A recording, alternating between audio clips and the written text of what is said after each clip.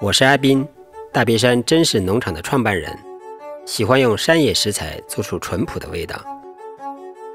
今天我来分享一道牛肉千层饼，教大家一个遮面皮的小方法，轻松做出层层叠叠的饼皮，酥脆又鲜香。首先来做面团，中筋面粉倒在案板上，分次加水拌匀，揉搓成绵碎状，再反复揉压成面团。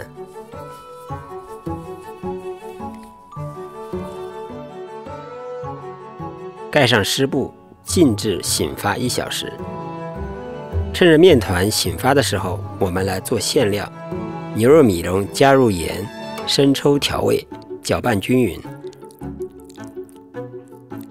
然后起油锅，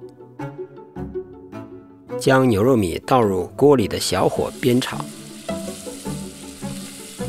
我还喜欢加一些胡萝卜碎一起炒，增香提味，色彩也更丰富。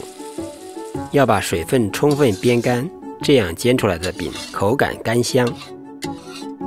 面团醒好后，我们来擀面和裹馅料。先将面团揉成长条形，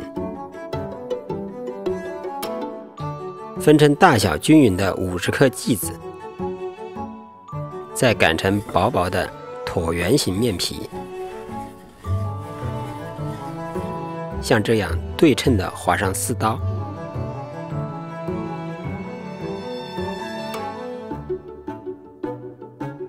撒一层牛肉米，不要撒得太厚，边缘留1厘米空间。再均匀撒上新鲜的葱末，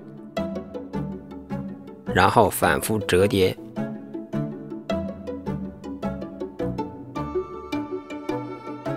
让面皮层层包裹住肉米。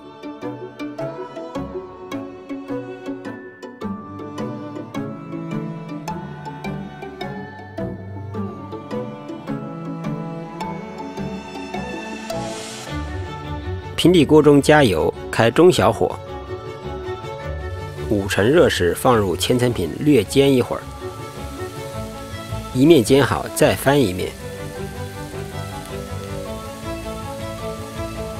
盖上盖子焖1分钟，饼皮煎到两面金黄，酥脆鲜美的牛肉千层饼就大功告成了。